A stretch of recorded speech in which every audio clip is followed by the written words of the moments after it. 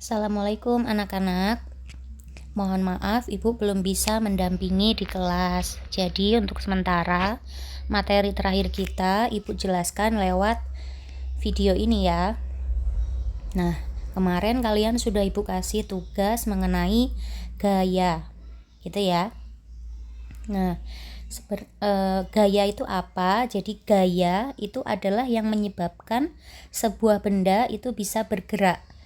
Benda dikatakan bergerak ketika apa? Ketika benda itu berpindah posisinya. Oh, tadi di sebelah kiri, sekarang di sebelah kanan. Berarti kan benda itu berpindah. Artinya benda itu bergerak. Apa yang menyebabkan dia bergerak adalah gaya. Oke, nah sekarang kalian lihat ke satuan gaya. Satuan gaya itu adalah Newton atau disingkat dengan huruf N, gitu ya. Kemudian yang di poin 1.4 itu ada resultan gaya. Resultan itu adalah jumlah gaya. Jadi contoh yang poin A, resultan gaya jika searah. Di situ ada F1 arahnya ke kanan, F2 juga arahnya ke kanan. Maka R-nya sama dengan F1 ditambah F2.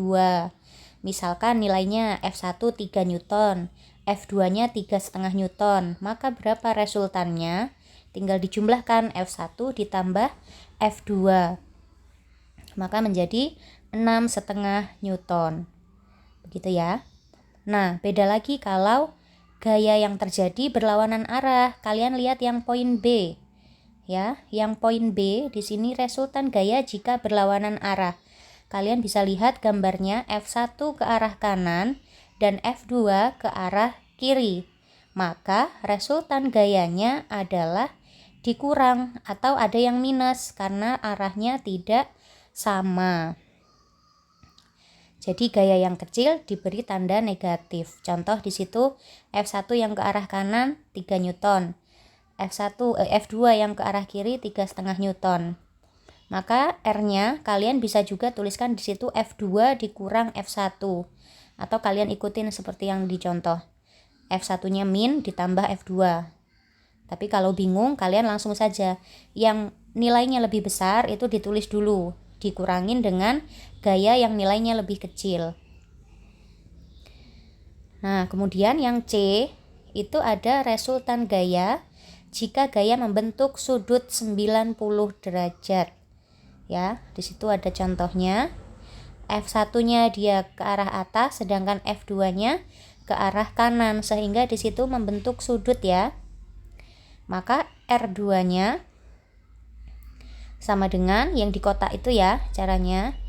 Nah, itu dicontohkan di situ. Misalkan F1-nya yang ke arah atas 3 Newton, kemudian F2 sama dengan 4 Newton. Maka cara mencari resultannya adalah dikuadratkan. R kuadrat sama dengan F1 kuadrat ditambah F2 kuadrat. Nah, di situ hasilnya 25. Kemudian kenapa jadi 5? Di akar. Kenapa di akar? Karena di situ ada kuadratnya. Gitu ya. Kalau ada pertanyaan nanti bisa WA di grup atau Japri Ibu. Nah, kemudian di sini ada beberapa macam gaya yang kemarin Ibu suruh kalian untuk mencari ya. Di sini ada gaya gesek. Gaya gesek itu berarti terjadi ada antara dua benda yang bergesekan ya. Contohnya sepatu kalian dengan lantai atau ban sepeda motor dengan aspal. Nah, seperti itu. Semakin lama gesekan yang terjadi ini dapat mengakibatkan permukaan pada benda itu menjadi aus atau tipis. Kalian perhatikan sandal kalian atau ban sepeda atau sepeda motor kalian itu kan lama-lama bisa halus ya, gundul ya. Kalau sudah seperti itu, licin, maka harus diganti. Nah, kemudian untuk manfaat dan kerugian kalian bisa baca sendiri. Di situ sudah Ibu tuliskan. Kemudian ada gerakan statis, ada kinetis. Nah, Kemudian di sini ada rumus lagi tentang gaya berat. Gaya berat rumusnya adalah W sama dengan M dikali G. W itu singkatan dari weight, artinya berat. M kalian sudah sering dengar, itu massa, dan G adalah percepatan gravitasi. Kalian lihat di situ ada contoh ya. Misalkan yang di poin 1.7. Oh ya, sebelumnya percepatan gravitasi itu berbeda-beda di permukaan bumi, kemudian di bulan, itu beda-beda ya. Kalian bisa lihat di situ. Nah, contohnya di sini, contoh perhitungannya, massa sebuah benda adalah 5 kg. Jika percepatan gravitasi bumi di sini maksudnya adalah 9,8, maka berat benda tersebut adalah, tinggal dikalikan, W sama dengan M kali G. Nah, untuk percepatan gravitasi 9,8 itu bisa kalian bulatkan menjadi 10.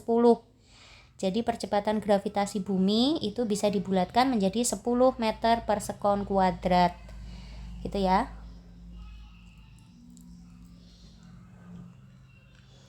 Untuk selebihnya di sini adalah bacaan-bacaan, kalian bisa pahamin dulu mengenai hukum Newton. Jika ada pertanyaan bisa lanjut ke chat ya. Terima kasih.